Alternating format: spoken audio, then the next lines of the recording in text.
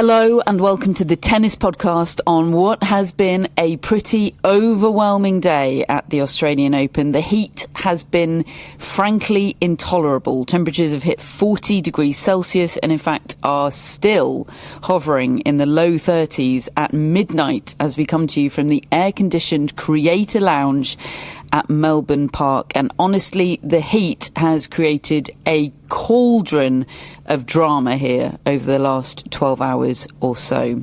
We don't tend to do themes for our shows, but if we did, then today's would be luck. Good luck, bad luck, earned luck, and totally random luck. So, how did today go down? Well, play started half an hour early at 10:30am in anticipation of the forecast temperatures. Conditions were hot, but very much bearable for the first couple of hours. Matt even managed to make an intrepid journey to the John Cain Arena. Give that man a medal.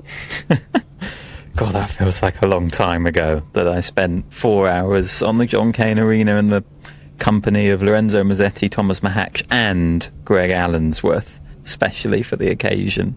Just to make your trip worthwhile. Exactly. They put Greg on that match for you. I do stand by my takes. I do not like the John Cain Arena. Why? It's so ugly inside and so clearly not a tennis stadium. There's so much of like the inside of that arena that is not seating.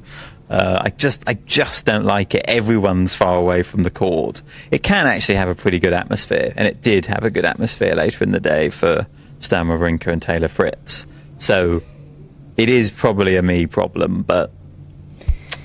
Do you know what tournament you wouldn't like? Miami.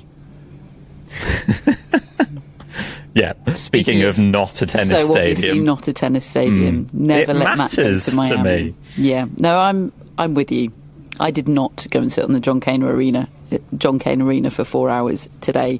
But it was bearable for the first few hours. This was a day where temperatures rose very, very steeply over about a 2-hour period. And by early afternoon, things were getting very serious. And then at 2:35pm, the heat stress scale that we've heard a lot about today, the HSS, if you will, hit the magic number of 5.0, and that meant the play was suspended on all the outside courts, and the roofs, depending on your flavour, were brought across the 3 show courts, and that, David, was the day's pivot point. Yes, because Jannik Sinner at that point was embroiled in a third set against Eliot Spizzirri of the United States. Not a name I imagine many people have heard an awful lot about. Frankly, before this tournament, neither had I. He's one of twins. His twin brother plays squash at a very high level. He's come through the college system, and he's made a real splash at this tournament. He's beaten Joao Fonseca. He's won a 5-set match in the last round, and here he was against Jannik Sinner, really holding his own anyway. I mean, he won the first set. He went a break-up at the start of the second set, and to be honest, all the way through to that point, Sinner didn't look quite right to me. I mean, he looked unstable. He was moving okay, but he wasn't the same authority behind his shots. And I mean, the heat we've seen in the past has caused him problems. We saw him cramp and have to leave the courts and retire in, was it Shanghai earlier this year, late last year. A year ago, admittedly, he had a bit of a bug, I think, when he played Holger Rune, but on the very hottest day, his legs were deserting him. He had to take a time out, which really rescued him on that occasion. Well, this time he'd settled the ship a little. He'd levelled at 1 set all, but then midway through that third set, cramp set in, and boy did it set in. I mean, it was dramatic what happened to his body. He started to feel it in his calf. He sat down and had a little bit of a manipulation while he was sitting down. Then, as Catherine and I were watching on TV, we saw him go to the baseline and just start manipulating his own hand, his own palm, shaking out the fingers in his palm, and it was clear the cramp was starting to spread throughout his body.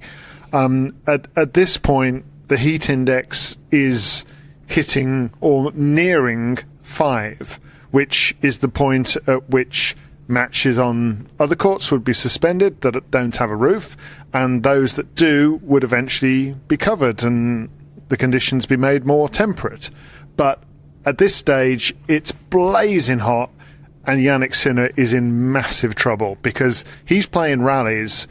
He almost looks like a newborn foal whose legs are just not quite developed yet. The coordination isn't right. He starts to arm serves over that are going probably about 60 or 70 miles an hour, and he goes a break of serve down 3-1, and he's in massive trouble. He goes over to his support team where Darren Cahill is and Simone Vagnozzi, and with Cahill he just says just try to get to the end of the set, because at the end of this set you'll get a break, you'll get a heat break, and you can have a 10-minute rest. Well, frankly, he got saved before then, because at the even number of games, 3-1, the indicator went into the 5 region, which says that it's time to invoke the heat rule, and that meant closing the roof. The players got to leave. He told us that he was sent into a little room just off the court, where he was able to lie down for 8 minutes in cooler temperatures. And when he came back out, I mean, he was still a little unsteady, I thought, but basically his recovery had begun, and he was able to turn that match around. But he was incredibly lucky that he managed to stay in touch enough, and I guess the temperature going into the red zone, if you like, rather than staying just below it, because he was already in big trouble. And unless they had that heat rule, which was brought in, I can't exactly remember how long ago, but I remember what caused it, 40-degree temperatures for 5 days in a row in 2014. Unless they'd had that heat rule, he would not be in this tournament right now. Do you feel the same, Matt? I do, yeah. I think in that moment he was unable to play, really. I mean, he could barely grip the racket, as Davis described. His movement was incredibly compromised, and there was still such a long way to go in the match in such brutal conditions. It felt to me like he was probably going to end up retiring if the roof hadn't come over in that moment, let alone be able to actually play well enough to finish the match, because, you know, the contrast with his opponent Spizzirri down the other end of the court was stark. You know, he was, quote, "I felt fresh."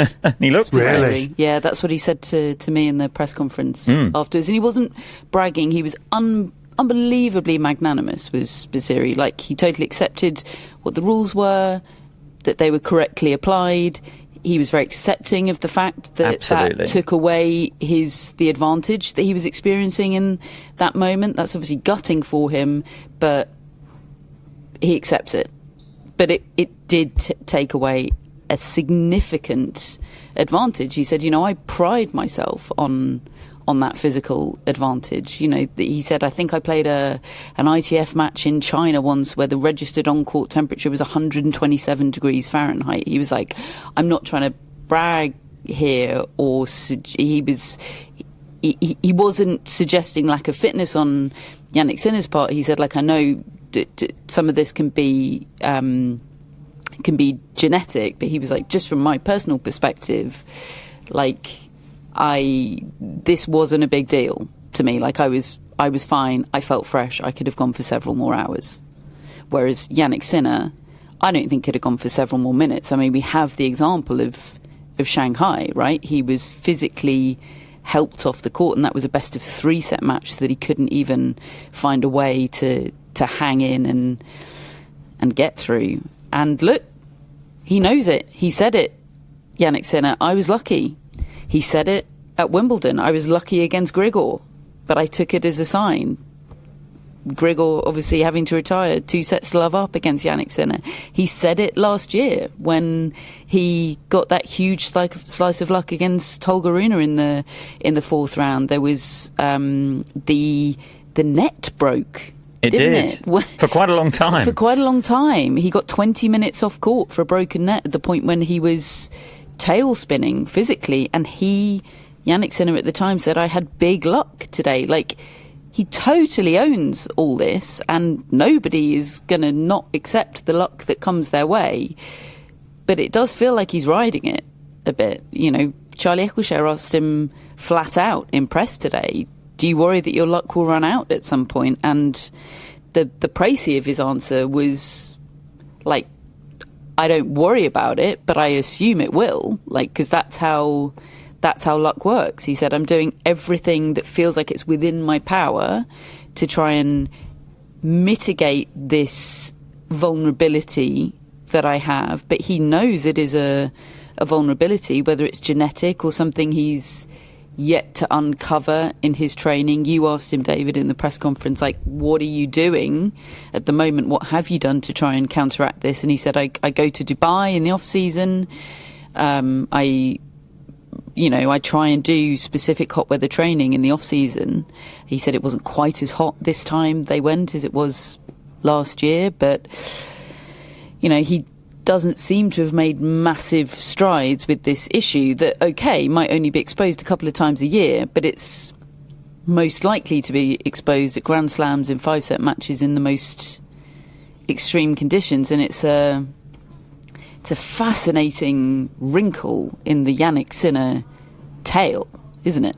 It is. He is a little fortunate that he's playing in an era where there is a heat rule. I was reminded, looking back over the history of my tennis fandom and watching Jim Courier against Stefan Edberg in the final here in 1993, when the temperatures, I mean, some people were saying in the sun, on the direct sun on the court, were 150 degrees Fahrenheit.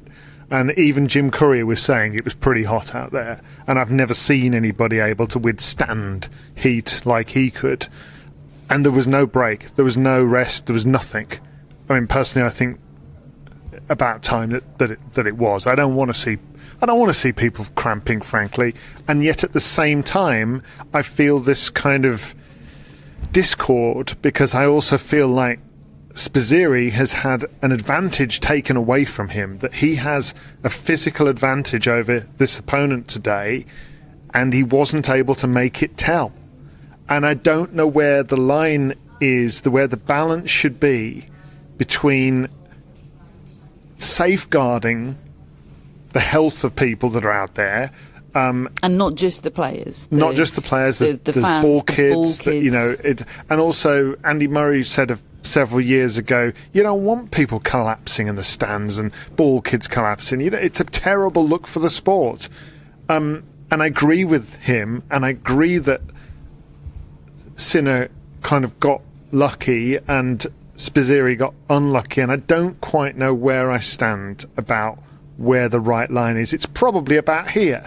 But after they came back, you started to see the difference in class, because Spizzirri didn't go away. He didn't become terrible at all. He was still playing nice tennis. And Sinner equally wasn't suddenly fine. But he worked his way back in. Yeah. I don't think and just another point, I've never seen a player able to overcome cramp once it comes on the way Sinner is. He said in the press conference that I've learnt about my body, and that if I do certain things, I can kind of make it go away. He chugged so much pickle juice.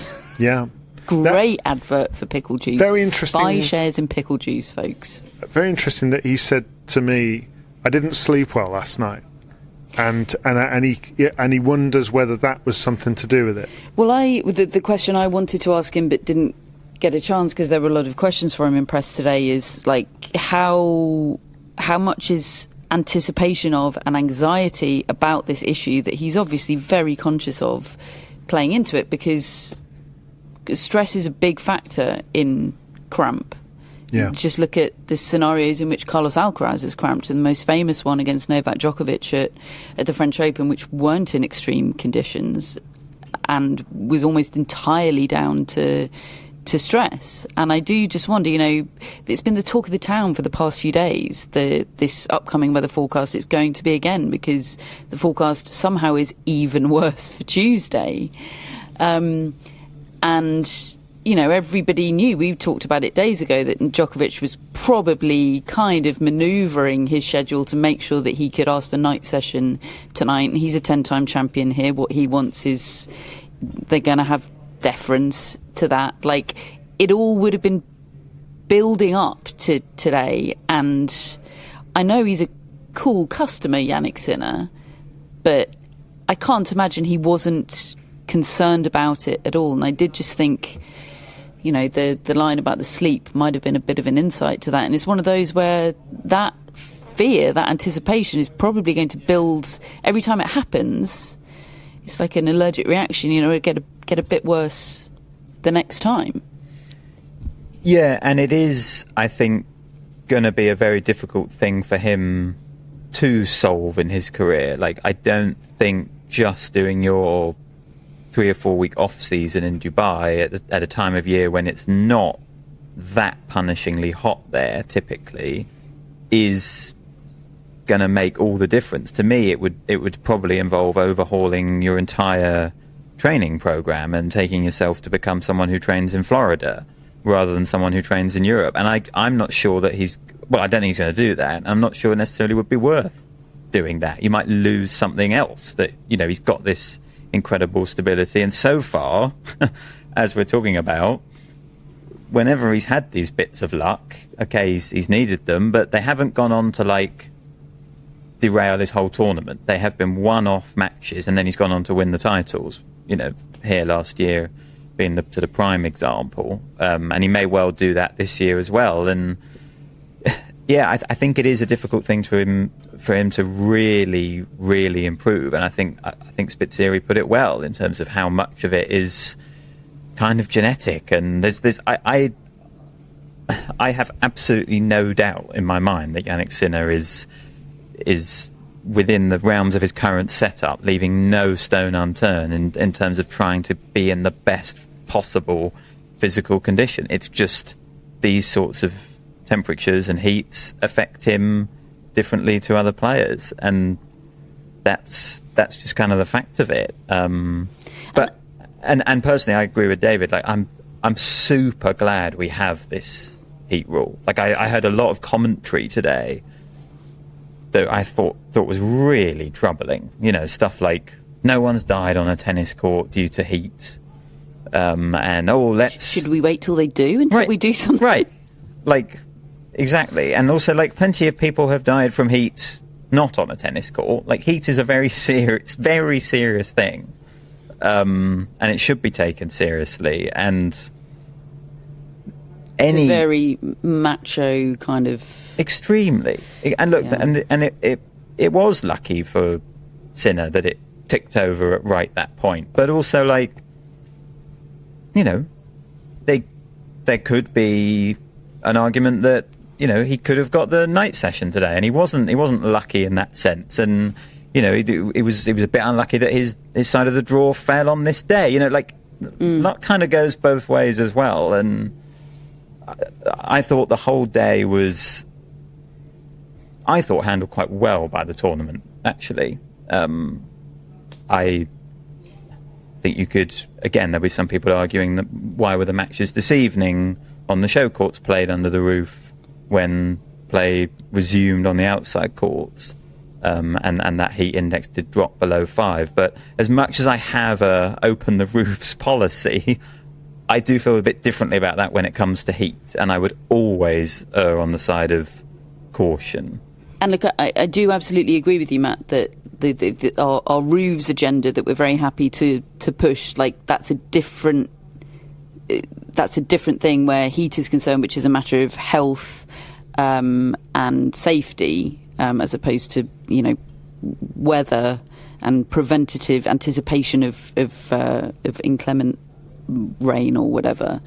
I guess just the fact that they left the roofs on the show courts this evening once play had resumed on the outside courts, it just for me a little bit muddied the very neat clarity of the heat rule, which is we activate it when it reaches 5.0, and this is what happens when we reach 5.0, and that's exactly what happened at 2:35. And once it dips below 5.0, heat the rule is disactivated. I guess it just sort of slightly muddies that for me, and it makes me think, oh, okay, well, if there's some leeway there, then kind of why didn't we start the day with the roof closed? Why did we have to see ball kids running around when the heat index was 4.8 and 4.9? I guess that's kind of where it comes down. I can get on board with that as well. Clarity. Just on Sinner, there will inevitably be people who think it's very convenient that it happened to just be the exact moment to close the roof when the guy could barely walk. Well, look, he thinks that too. He knows he got lucky. And it wasn't only his court that stopped. They applied this rule consistently across the grounds, at that moment. It wasn't done for Jannik Sinner. It was done because the heat index hit 5. Yeah. And it was circumstantially extremely fortunate, but that's the way it goes. And that is the key to it, isn't it? That it is scientifically done, and it's on a dial, and the dial says, and right now we do. Yeah, absolutely. And as I said, like if you have any sort of feeling that the tournament was really favouring Jannik Sinner today, well, he was in the day session. was in the day session. I'm sure he'd have loved to have played Djokovic's slot tonight. Right. And then on the other hand, you have, well, at least he was on a show court which did have a roof and was able to resume. And, obviously tennis is a sport that is very heavily weighted in favour of top players. They're always more likely to be on the receiving end of good luck if there is some good luck to go around. It's like celebrities receiving free stuff, isn't it? They're the ones that least need it. But they're the ones getting the goodie bags. Okay, so that's Sinner through to the next round to face Luciano Darderi. Darderi taking out Karen Khachanov today in 4 sets. So that's massive chunk of luck number 1 dealt with. We move on to massive chunk of luck number 2 of the day. A very different type of luck, a very different incident. It came in Novak Djokovic's 3-set victory over Bertik van der Zandschulp, 6-3, 6-4, 7-6. Sounds pretty straightforward, doesn't it? But this was a dark and stormy Novak Djokovic this evening, David, and there was a big incident in the second set. Yeah, he was cruising early on. He was set up. He was breaks up in the second set. And frankly, Bertik van der Zandschulp didn't have a good day. He was not playing particularly well. He started to have a problem with his arm as well, lost some power, and had some treatment, and then came back out after that and suddenly seemed to regain his power, and the shackles came off and he became quite dangerous. But in the midst of all this, Novak Djokovic's mood was darkening. He was getting, I think, a bit irritated at some of the crowd members who were cheering on the underdog, and obviously Van der Zandschulp, as a Dutch player, has a lot of support with him, and they were making themselves heard. And, we've seen this before, Djokovic against the crowd. And listen, he'd got a huge amount of his own support as well. Serbian flags flying everywhere. But it was quite confrontational in that way. And you could see him getting more irritated as it was going along. So it's late in the second set, and a serve comes down towards Djokovic, and it's called out. And Djokovic just slashes it cross-court away with the forehand in the direction of the net post where a ball kid is kneeling next to it. And this ball was hit really, really hard. I mean, it was just pinged, perfectly clean connection by Djokovic, like a whipped forehand pass. And it missed the ball kid. I mean, I spoke to the commentator afterwards who showed me with his hands apart, and it was backed up by the video evidence from that angle as well. It missed by, I don't know, a foot, if that. Very, very close to hitting that ball kid, maybe in the face. Difficult to tell exactly the height, but that's more or less what I was looking at. And, I mean, first and foremost, that is really, really dangerous. That kid is just kneeling side on to Djokovic. If that ball hits them in the face, and that is a distinct possibility that could have happened. Thankfully it didn't. That could cause serious injury or serious damage. And this was hit way harder than the ball that Djokovic hit in the US Open in 2020 that hit a line judge in the neck and caused him to be defaulted. Had that ball hit the ball kid, I don't think there's any conversation to be had. He would have been defaulted again today. And that's what commentators Colin Fleming and Mark Petchey were saying immediately. He was very nearly in a default situation here. John Blom was the umpire in the chair at the time. I think he was considering giving him a code violation for what he did, even though he didn't hit the ball kid. Opted not to. Certainly one wasn't given.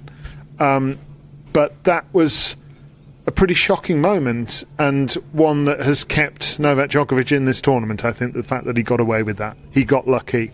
I asked him about it in the press conference. I put it to him that this had happened, and asked if he felt a little fortunate. He interrupted the question to say, yes, I apologise for doing that, for any distress I caused the ball kid, and I did get lucky. Mm. And the fact of the situation you described with John Blom, the umpire, and sort of his hesitation about whether to give a warning, even though there was no nefarious outcome, like that exposes, not that it needs exposing, it's been exposed so many times, but it exposes how insufficient the rule is on these sorts of incidents, I think. Like, should it be an outcome-based rule? Like, why is there nothing concrete in the rules about punishment for hitting a ball carelessly or recklessly or in a way that is out of control? Like, I think we have the technology now with replays and everything to entrust umpires to make judgment calls about when a ball is when the player is in control of a ball. And truthfully, I think if you had some strict rules, strict, clear rules with severe punishments, regardless of the outcome, I think there would be vanishingly few incidents. It would just stop happening. Nobody would be doing it casually in the way that Novak Djokovic did tonight, in the way that it was Alex Mickelson, wasn't it, in Winston-Salem last year. Look, there are tons of examples, but this was quite a bad one tonight, I think. Yeah, it was. And we do see it still. People, quite recklessly hitting balls towards the crowd, towards officials, towards ball kids. Like, it happens. And it never feels quite right that they're just allowed to move on simply because they've not ended up hitting someone. Personally, I think it might also feel a bit wrong if it resulted in a default. If you lost someone from a tournament for something like that might just be a sort of heat of the moment thing that didn't end up hurting anyone. Like, I'm not sure that's entirely satisfactory either, but I would certainly be in favour of some sort of scale of punishment. And, if you do something like Djokovic did today, it doesn't really feel right that you can just totally get away with it versus someone who might do something not quite as bad but just end up slightly hitting someone and end up being out of the tournament. Like that, there seems to be a weird, sort of slightly illogical difference in the level of punishment for what is a very similar act. It's just the outcome is slightly different. Could you lose a set or that sort of thing? It does feel like tennis needs to sort of up its game in terms of trying to stamp some of this out, because it just shouldn't be happening. Like, you should these kids or officials or people in the stands should not be in danger from something like this from players. And it was odd the way this match turned, because I thought Djokovic came out in the same way he'd been all tournament, composed, serene, hitting the ball cleanly, looking like he was going to wrap this up quite quickly. And then he did get irritated and his mood really soured. He was quite chippy with John Blom at the end of the match, wanting John Blom to be firmer in the way that he was speaking to the crowd and telling them not to make noise. I must say he came up with an absolutely remarkable passage of play to save a set point in that third set and stop it going into a fourth, which could well be something we look back on later in the tournament if he ends up being more of a threat to Sinner and Alcaraz. Because he needs that energy. Because he needs to be getting off the court as quickly as possible in these early rounds. He's said that, and he came up with a huge forehand to save a set point, and then gave the defiant finger to the lips, telling the crowd to shut up. It was. And we got ear cupping at the end of the match. We got the violin celebration, which I know he says is for his daughter, and I'm sure it partly is to his daughter, but I don't think his daughter was there tonight. Well, he also then transitioned into a sort of conducting gesture, as if the louder you cheer against me, the more I enjoy it. Yeah. Was the gist of it. I do, just purely on the tennis situation, and Novak Djokovic is a threat in this tournament. He was very keen to point out tonight that's 3 matches played, no sets dropped. There's only one other time that has happened for Novak Djokovic since his last Grand Slam win in New York in 2023, and that was Roland Garros last year when, he ran into Jannik Sinner, and Sinner was far too good, and that was the story of last year. Maybe Roland Garros wasn't that different to Wimbledon or to the US Open, but I think it is probably the one that we would single out as... I think it was very different. Yeah. That's the one where he played really well. He did. Great in that semi-final. He pushed Sinner big time, even though it was straight sets. So, they were close. Just putting that out there. Yeah. And he definitely thinks it's significant. Exactly. It might not be decisively significant, but it's kind of the only chance he's got, isn't it, to get through these early rounds cleanly. It's Jakub Mensik for him next, who's beaten Ethan Quinn late this evening on the Kia Arena in three sets, but 3 tight sets. So a rerun of the Miami final from last year for Novak Djokovic, and a big breakthrough for Mensik to be in the 4th round here. Matt, a little rundown, if you will, on the 5 sets of Lorenzo Musetti beating Tomas Machac in 4 hours and 27 minutes. This was a good match, a really good match, especially considering the conditions it was played in. It wasn't the absolute hottest point of the day, given the fact that the roof was open for 4 sets of it, but it was still extremely warm and challenging conditions, and the roof did close for the 5th set. Musetti came out pretty passive, like he often does, actually, that on a hard court. I think it takes him a while to impose his game on this surface, and he was also serving badly in that first set. He sort of threw his mum under the bus in his on-court interview and said that he was serving like his mother in the opening set, which was, I'm not sure entirely necessary, but I think, he was sort of, he said it in a jokey way. But Machac, by contrast, was excellent in the opening set, really aggressive and deservedly won it, I thought. But then Musetti sort of got control of it, started serving better, and honestly, I thought he was going to win it in 4 sets. He was the one really pressing in that 4th set, and fair play to Machac, because we've seen him go away in these sorts of matches and not resist against a good player at a Grand Slam, and he really did. As much as Musetti was pushing for the break, Machac kept finding big serves on break points, kept finding his best tennis at the big moments, and ended up pinching that 4th set, sort of stealing it from Musetti, who'd kind of been the better player throughout. But then Musetti played a brilliant game to start the 5th, a couple of absolutely remarkable backhands down the line in that game to grab the break, and ended up winning it in 5. And it's the kind of match that the highlights package will look phenomenal. It will look like peak tennis. How can you play more aesthetic, stylish tennis than these two? There was some jaw-dropping rallies. there were large periods where it wasn't like that.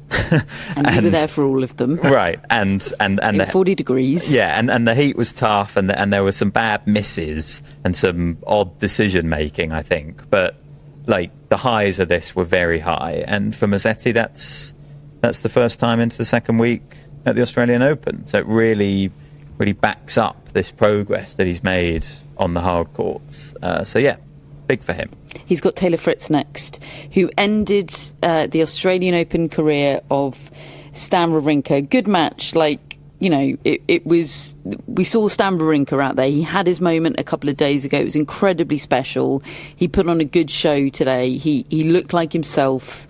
And I think he's happy with how it all ended. 4 sets to Taylor Fritz. He got his Craig Tiley gift bag and he got some beers. Yeah, he got a couple of beers out to have with Craig straight afterwards. But I will remember it for a point in the final game, actually, where Stan was trying to break back and extend this match even further, the crowd going wild. And I think he deliberately decided to just hit ripped backhands for the duration of a rally, regardless of what ended up happening. Because most of the time over the course of this tournament, and sort of 40-year-old Stan Wawrinka, he doesn't do that anymore.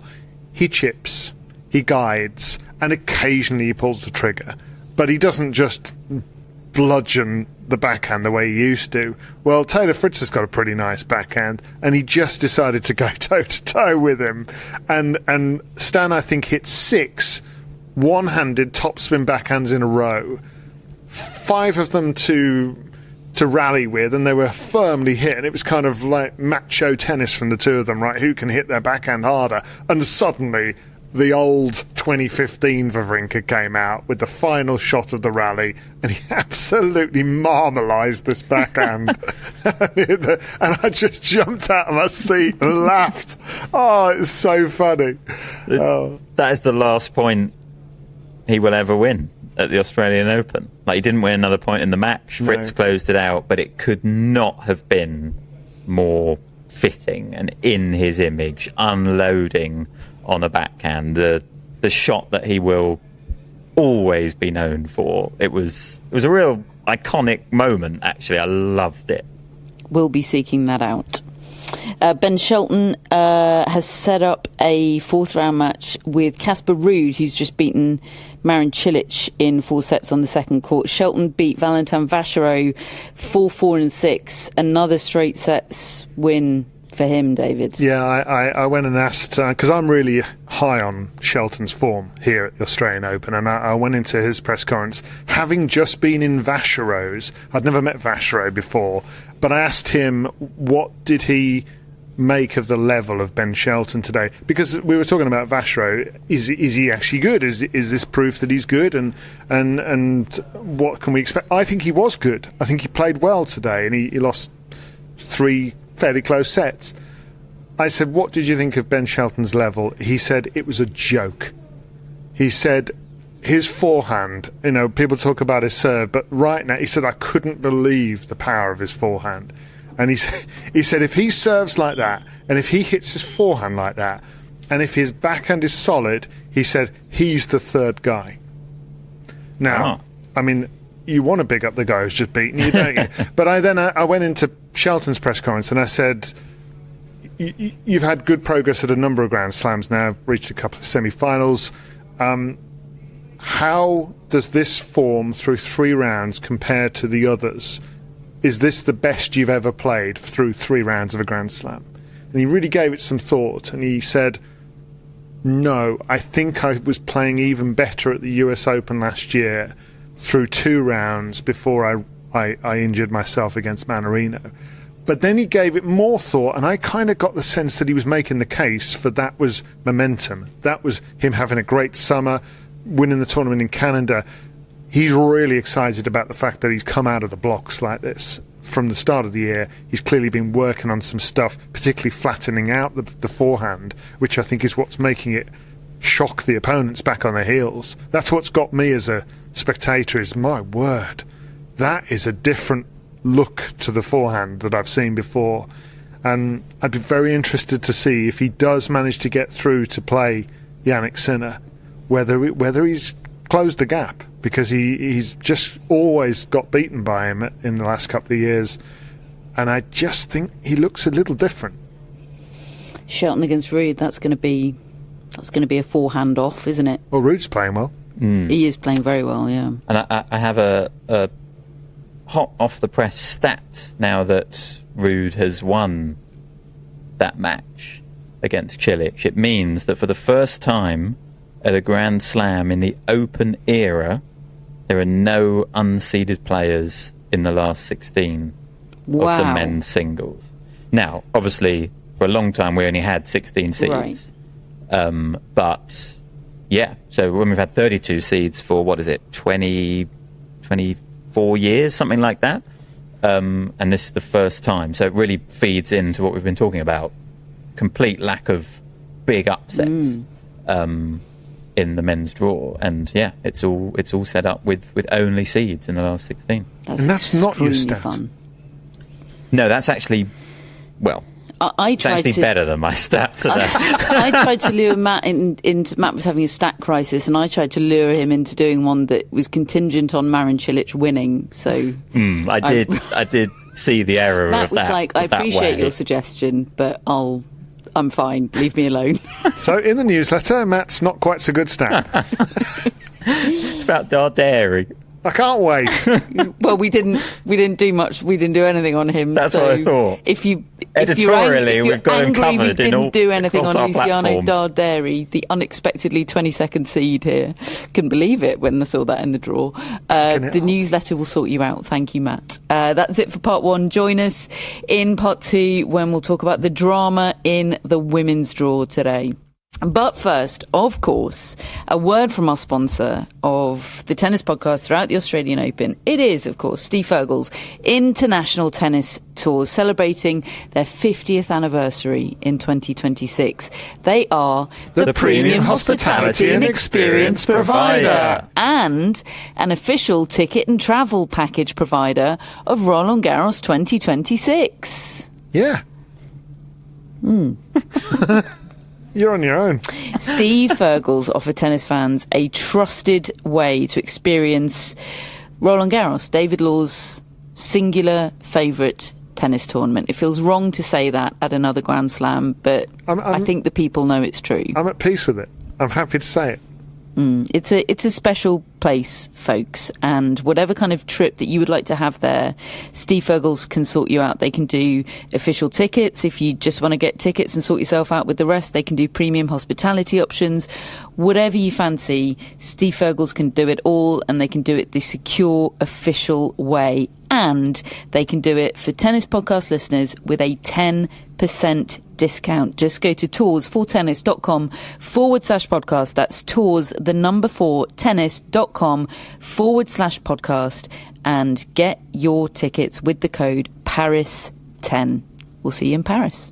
Welcome back to part two of today's tennis podcast, where we turn our attention now to the women's matches from today. And maybe not quite so much drama in the women's matches, but there was a bit. Iga Swiatek, a weird scoreline for her. She beat Anna Kalinskaya 6-1, 1-6, 6-1 in the first match on the second court this evening. Kalinskaya had treatment on, it looked like her lower back at the end of the first set, came out gunslinging at the start of the second set, immediately broke serve, took that second set very handily. Looking at the stats, I went out for the third set of this, and I'd watched the previous two sets on the screens, kind of juggling with other matches.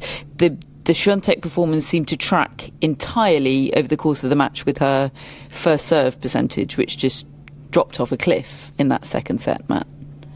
Yeah, I mean, Kalinskaya frankly destroyed the Swiatek serve in that second set. Swiatek only won 13% of the points behind her first serve.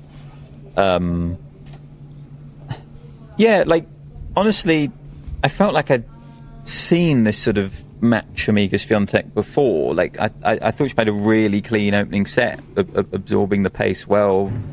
Very nice set, actually. And then it just didn't take much for it to turn in the second set. Like Kalinskaya did start connecting a bit more and became a lot more dangerous. But just that sheer fact seemed to momentarily throw Swiatek off her game in quite a sudden and dramatic way. And, we've just seen her lose a lot more sets by these dramatic scorelines than she ever used to. Is it a positive then that she did that and yet was still able to pull it back in a way that a lot of times recently she's been in that situation she hasn't? I think definitely, because that third set was fantastic. She was stunning, breathtakingly good, especially at the start of it. And there was a really nice moment where she hit a brilliant backhand down the line to break, and just this smile came across her face, like she loved it. Like there was just real joy, and you don't always see that. And it was just really nice to see her appreciating, I think, her own great shot there in that moment. And yeah, she then played a brilliant, as you say, final set. So I think it is genuinely, I come out of this match feeling quite positive about Swiatek, because you're going to have to weather storms. There are big hitters in her path, like Kalinskaya. They're better than Kalinskaya. They're able to do it more consistently and keep it together over the course of the match, and also continue it when you've got the lead. It's one thing doing it in the second set when you've lost the first set, but trying to keep it up in the third is something different, a sort of different mental challenge. And I think there are players who can do that coming up. But yeah, I think it's important that Swiatek's faced that kind of game and ended up dealing with it really well. And yeah, I was so impressed with this third set from her. And let's be honest, from a Swiatek perspective, an enormous slice of luck with Naomi Osaka's withdrawal from the tournament ahead of her third round match with Madison Inglis. From a tournament and fan and Osaka point of view, just a massive bummer. Like, really sad about that. But I think that's pretty huge for Iga Swiatek, who may very well have beaten Naomi Osaka. She would have been the favourite.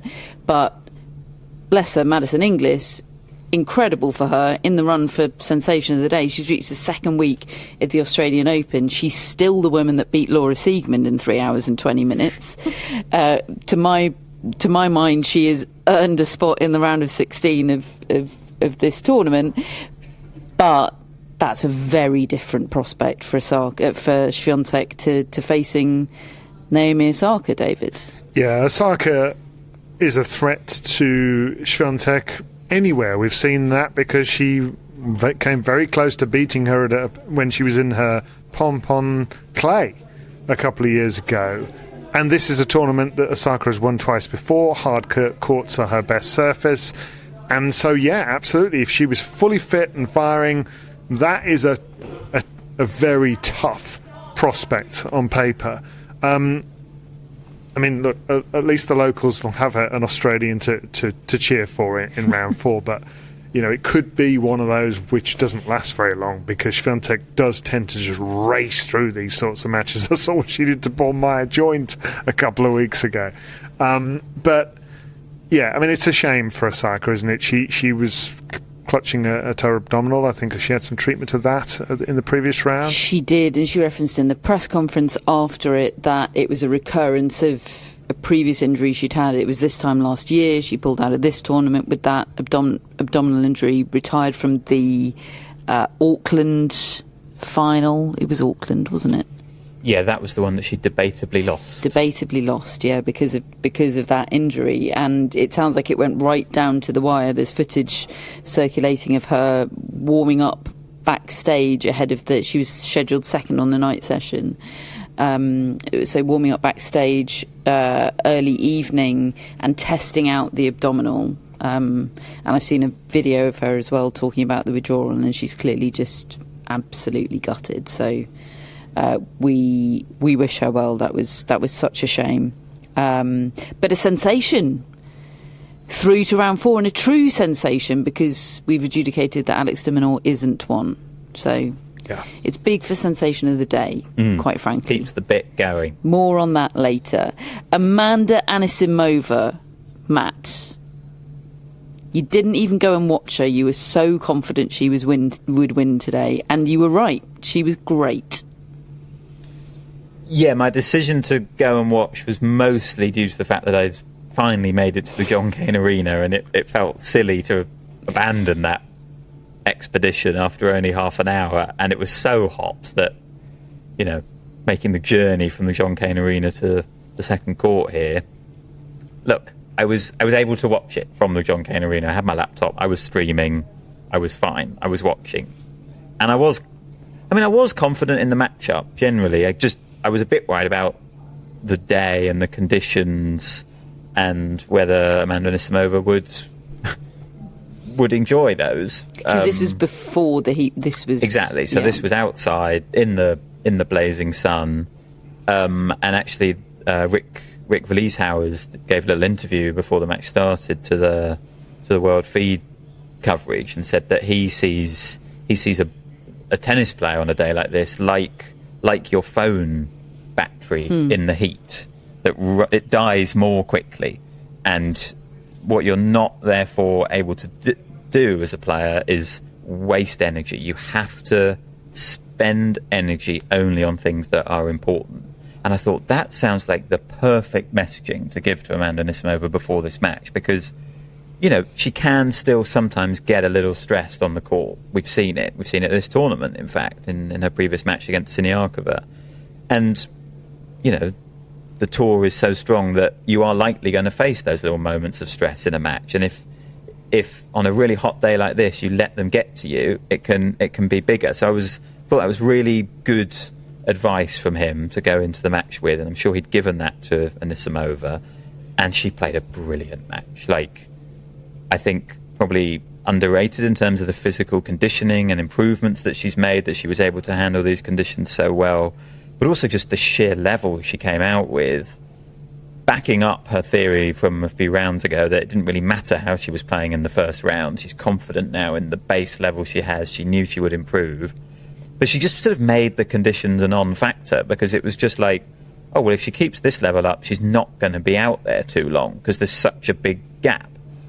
Stearns, it has to be said, I thought was awful on the return. Like, so bad. Like, missing second serve returns by miles, just not making enough returns, not making Anisimova play enough.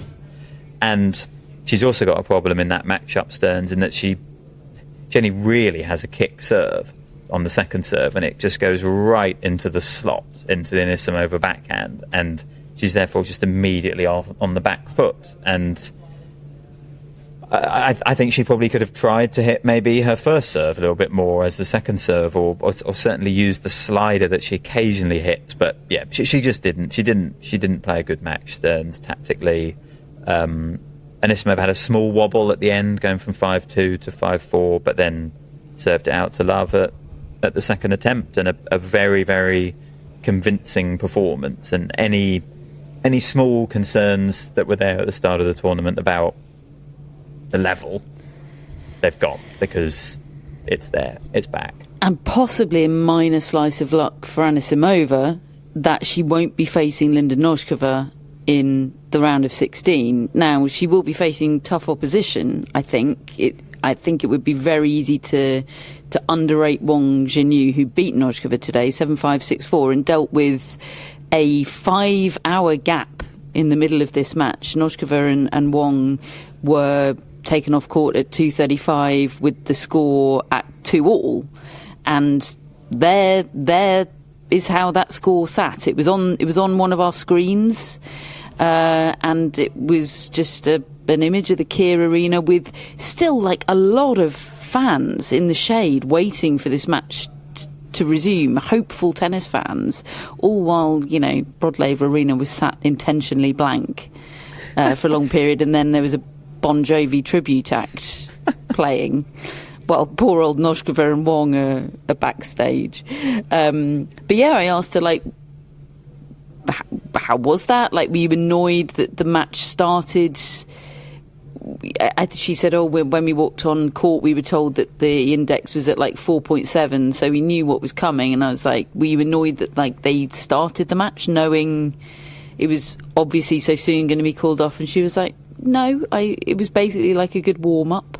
She was really cool, actually. I really liked her energy. It was one of those where I've never been up close with her before, and her press conference was in room 2 today, which is very small, the second press conference room here at the Australian Open, and she walked right... I didn't get a seat, that's how small it was. Quite a lot of Chinese media here, so I was standing up at the back and she walked right past me, and I was like, oh, you're a big, strong, tall athlete. Like, because they're all mostly big, strong and tall, it's easy to underrate how big, strong and tall they are, but she was impressive. Yeah, and I do probably think it's helpful for Anisimova not to play Noskova, just because, you know, I've seen that match a couple of times, and I know that Noskova can do damage to the Anisimova game. When the draw came out, Matt Roberts was worried. Yeah, like, she's got just such a great ball striker, like Anisimova. She's got an effective first serve, like, she can return the Anisimova second serve really, really strongly. That being said, Wong is in great form. You know, she reached the Auckland final, didn't she? Really pushed Svitolina in that second set there. And that's a good win for her. So, like, as you said, you cannot underestimate her. That is a bit of a tricky trap match, I think. And a good win and good preparation for playing Anisimova. Like, Noskova right, is... exactly. And I asked her about that, and she said, yeah, kind of, I've played pretty much all big flat hitters like that so far, so I feel like in the right groove to play someone like Anisimova. She wrote on the camera after the win, my first ever message, didn't she, David? Which was really, really yes. sweet. I loved it. Yeah, really nice. Pegula, very comfortable for her in the first match of the day against Oksana Selekhmetova, 3-2. She plays Madison Keys next, who dispatched Karolina Pliskova, 3-3. So we have podcast co-hosts playing a match, like you and me, David, at the Albert Hall. 2014. I wonder whether that will end in controversy like ours did. It simply can't be as controversial as ours, where you... Cheated? Yeah, you did, didn't you? Kinda, yeah. Yeah. I mean, maybe they will. Imagine if they did. I won that tiebreak twice. Yeah. We were both terrible, though. We didn't have... I don't feel much glory in that moment. I'd have felt more confident giving you the point if there'd been technology on the lines, like there is here, you know, but there wasn't. There was math there filming, is what there was. I know, there is footage. Yeah, but it was close. Release the tapes. I think we have made those tapes public before, have we? I think so, yeah. Yeah. I'm wearing a protest t-shirt. You are, yes. in anticipation of what I was about to do.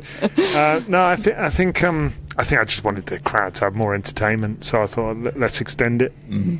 The crowd was my brother and Dave. Was it a double fault that had bounced before the net?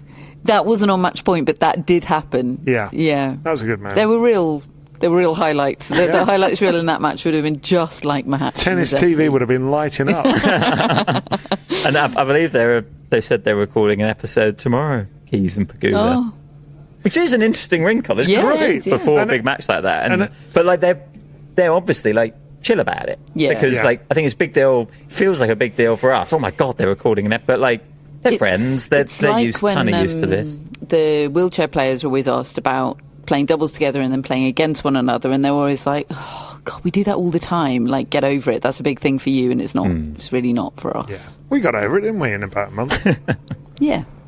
By the way, just on a serious note though, what a last 16 match that is. Good match, Keys and Pegula, blimey. I sort of feel like Pegula's been dominant, really, hasn't she? She's been so good. So I far. watched She's her looked excellent, but second round match, first round match, and she was just so good. It's quite funny how all these players from Florida just have no problem playing in this heat. There's just no trouble. Yeah. I don't know though, like I think right now I'd probably be backing Pegula, but Keys has got the gear shift. You know, Keys has got ultimately, I would say, a higher level. It's just a question of whether she can find it at the right times. She hasn't played anyone, Pegula, with anywhere near as big a weapon as Keys has. weapons. The other round of 16 match set up today is Elisa Mertens against Elena Rybakina. Mertens beat Nicola Bartonkova, ending her run 11-4. And Rybakina beat Teresa Valentova 2-3. So both of the young Czechs out, but still fantastic tournaments for them. And we will watch their progress intently. That's it for part 2. Join us in part 3 for another hotly contested sensation of the day, I expect. Welcome back to part 3 of today's tennis podcast, where I have 2 contenders for you for sensation of the day. Okay, we ready? Go for it. Always. We have, of course, Madison Inglis through to the second week of the Australian Open. Not her fault that her opponent retired. She had no say in that. Yep, I hear you. Definitely a contender. She has to be a contender. The other contenders are Taylor Gibson and Kim Birrell, who beat Sara Errani and Jasmine Paolini, the second seeds, 3-6, 6-3, 7-6, another match with a 5-hour break in the middle of it, and they hit 55 winners, did Gibson and Birrell. I thought you said this was hotly contested. I mean, it's got to be them. I think it's got to be them as well. It's sensation of the day. English just had her feet up eating sushi, probably. For me, what really swings it is that I'd love to be able to give Gibson a sensation of the day when she won a match, rather than her sensation of the day earlier in the tournament that came as a result of playing well but not winning, a valiant defeat. This was, you know, getting through against the mighty Errani and Paolini, withstanding a Errani underarm serve in the match tie-break. And it was Gibson that served on the match point, wasn't it? Obviously, she had 3 match points against Anna Schneider a few days ago and failed to take them. And there she was standing on the service line with the match point, and I was so nervous for her. And she played a gutsy point. Yeah. So, okay. Inglis can get it when she beats Swiatek. Yeah, that's fair, isn't it? And she's had it before. We gave it to her and she beat Siegmund, right? Yeah. That was a slam dunk. Yeah. Okay. And she might get it if she's just respectable. I was going to say, yeah, like the bar might. Yeah, we might need to set the over and under on the number of games. Yeah, people are really going to have to sensation of start the buying day. us beers next week. Big time. Right, tomorrow's order of play, day 8 of the Australian Open. What have we got for you? We start at 11:30am on the Rod Laver Arena with Aryna Sabalenka against Victoria Mboko. Yes, please. Yes, please. Not before 1:30pm on the Rod Laver Arena, Carlos Alcaraz against Tommy Paul. Night session on Laver is Alexander Bublik against Alex de Minaur, and in the vibeless death slot it is Alina Svitolina against Mira Andreeva. If you've got tickets for Laver tomorrow night, please stay for that. Yeah, it'd be electric, won't it? I hope so. The second court tomorrow starts with back-to-back doubles. Matt's parents are coming back to rerun the fun tomorrow. Such was the great day they had yesterday. Will they be coming, Matt, for Siegmund and Roger Vasselin against Gadecki and Piers? That's at 11:30. That's at 11:30. I believe they're arriving about 12:30. Well, so Siegmund will be about halfway through a service motion. yeah, they'll get a lot of Laura Siegmund. Please Yeah. prepare them accordingly. Okay, yeah. Maybe And they they'll should get a bit of lunch before the They'll start. also probably get all of Storm Hunter and Maya joint against Anna Danilina and Alexandra Krunic. Some sensations. Lovely. Some potential contenders for sensation of the day, quite frankly. Maybe they can They can help us. give us some feedback. They will also, Matt, get Coco Gauff against Karolina Mukova and Daniel Medvedev against Lerna Tien. Oh, it's just great. I hadn't actually realised that this was the day. They do that thing, don't they, where there's suddenly not a night session on the second court. So yeah, 4 matches, and those 2 singles. I mean, those would be the 2 that I think they would have chosen above any others, because they're people with great taste.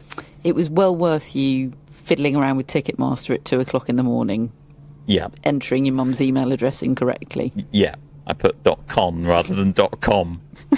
I wonder who got that. The John Cain Arena tomorrow has 2 singles matches. It starts with some doubles, then it's Yulia Putintseva against Iga Swiatek, then some more doubles, and then Alexander Zverev against Francisco Cerundolo. That's the twilight session, not before 5 p.m. Zverev will be pleased, I think, that's on John Cain. He's very comfortable there. Yeah, well, he's played a lot there, and I think that does make a difference. I'm not sure whether Cerundolo has played there at all. Certainly not as much, and it always strikes me as a good Zverev court, that one. But that said, I said yesterday, I think if they both play well, we're looking at 5 sets for that. Just want to draw your attention very quickly to Jovic and Mboko, and a piece that Charlie Eccleshare has written this evening about the young players on the rise, and he's spoken to both of them. And something I didn't know is that they are very good friends, and a little bit like Keys and Pegula. I mean, it's not great for aggro, but I think it's great for sort of humanity and sort of general... Don't worry, David. Putintseva got the aggro covered. Just general good mental health on the tour, which can be a lonely place, is that they seem really happy to have each other, Mboko and Jovic, and don't seem to have a problem with the fact that they're going to be rivals. I know Matt Futterman's done a piece as well on the success of college players at this tournament. That's been very notable. A lot of people have been writing about it, and I was in Eliot Spizzirri's press conference earlier, and he's a University of Texas guy, and just how well adjusted he is, and how much perspective he seemed to have on what was an extremely bizarre and chaotic and hard to process situation that was all new to him. You know, like he was a very good advocate for going to college and getting some life experience, and, you know, trying to develop some human tools to deal with this bizarre life of being a tennis player. Just finally for today, we've been talking a lot now, increasingly as the tournament goes on, about how few upsets we've had. Do we see any tomorrow? You know, and I would count an upset as Mboko winning, Tommy Paul winning, Alexander Bublik winning, Elina Svitolina winning, Lena Tien winning, Karolina Mukova winning, Putintseva, I guess, is the upset there, and Francisco Cerundolo winning. Are we going to continue upset free? I think there will be upsets out of that lot tomorrow. Yeah. I think he's doing a vague prediction. I think both in the night session are big contenders. I think Bublik over de Minaur is possible for sure. I think Svitolina also possible. I'm going to pick Tien. So I do think the upset there. I think Cerundolo can beat Zverev, as much as I agree with David about the court there. I do think the one factor in Cerundolo's favour is try and get some Argentinian fans in. You know, that's a court with unreserved seating. I'm sure they'd have been pleased that it's on there. They can generate a bit of an atmosphere which might help him. It certainly seemed like it did against Rublev. So sort of big picture, yes, I think there will be upsets. If I had to zoom in on one, I'll give you Tien over Medvedev. Actually, in the newsletter tomorrow, I have gone with one of the favourites because I couldn't think of one that I think is the upset. So match by match, I would choose the favourite in every one, even though on a whole, just probably there will be one, if you know what I mean. But I couldn't work out where it would come. What do you think? I agree. If I had to pick one, it would be Tien, but there's no upset tomorrow other than Tommy Paul and Carlos Alcaraz. There's no upset, and sort of a little bit Mboko Sabalenka. There's no upset there that would make my jaw drop. Like, we're in a situation now where so many fantastic players have made it through to this round that there's no shocking upsets available. That is an all-timer order of play. Great day, isn't it? Yeah, and your parents are... Talk about luck, let's end on that. Neil and Pat Roberts. The luckiest of the lot, quite frankly. Hello to Gus. Apparently, Gus was surprised to find out that I didn't know what a wine dog does. Don't worry, Gus, I've been Googling it extensively since I found out the existence of wine dogs. So there are details about wine dogs in the newsletter. You'll have to subscribe to find out. There's also a picture of Gus doing her wine dog thing. Lovely stuff. Hello to Bodie, hello to Maisie, hello to Roger, our wonderful mascots. Hello to Greg, Chris and Jeff, our top folks and executive producers. Over to you, Matt, for some shout-outs. We have Luke Burridge, who is in Berlin. Hi, Luke. Hello, Luke. We know Luke. Like Luke Jensen. And like Jodie Barrage. There you go. Who is Jodie Burridge? Yeah. I think she's been doing some commentary on the Australian Open. Oh. Luke says, thanks to my girlfriend Julianne for the gifted membership for Christmas. But also she spelled my email address incorrectly, so I think I paid for this shout-out myself when it automatically renewed, but the thought was nice. Look, we've all been there with incorrect email addresses, Did Luke. she input it at 2 o'clock in the morning after a podcast? That's lovely stuff. Thanks, Luke. And Luke's girlfriend for the nice thought. We've also got Mike Shelton, Oh. Right, Mike. who says Mike. no relation to Ben. What about Brian? He says, but when Brian Shelton played Boris Becker at Wimbledon in 1992, I did tell school friends that he was my American uncle. That's good, Mike. That's very good. Yeah. Have you ever done a fun lie like that? Yeah, I said I'd beaten you. Who did you tell that to? No, I made you replay the match point is okay. what I meant. Right, yeah, in the moment. Yeah. Very good. I probably did say I'd beaten you to some people. Thank you, Mike. Then the evidence came out. And finally, we have Donna Parker. Hi, Donna. Hello, Donna, like Scott Parker. Like Donna Oh, Vekic. so, yeah, that's better. Fulham are playing in an hour. We have a proper manager now. Donna says, the only reference I know is Donna Vekic, who was once standing behind me to check into a hotel when we attended a tennis tournament. She's tall. She is tall. What about Yeah. Donna Kelso? Very good. I'll tell you what, Donna WTA supervisor. Vekic is currently on her way to Manila in the Philippines to play the same ITF event that Joanna Garland told us that she's off to play. There was some great players off to Manila content today. Yes, Ayala is there, Lulu Sun, and yes, Garland has got Solana Sierra. And we're hoping In the Go on, first Joanna. round. We're hoping our editor Jib is going to go. Yeah. He's being mysterious about it. Yeah, he said, what do I need to do for this Manila event? And I was like, are you going? And he hasn't replied. Jib, let us know. And send content. Yeah. But still be available to edit the pods. Yeah, yeah, all of the above.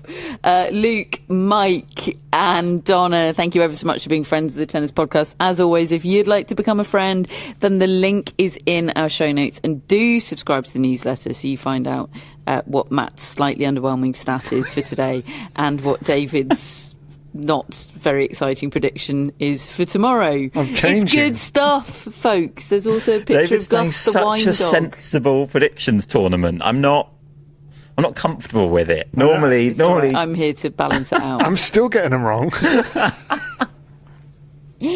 Oh, it's 1:08 a.m. What are we doing? Matt's going to stay up till 4 a.m. watching Fulham. I mean, I'm going to, aren't I? Yes, let's not even pretend you won't. Yeah. Thoughts and prayers for us tomorrow, folks. Thanks for listening. We'll speak to you then.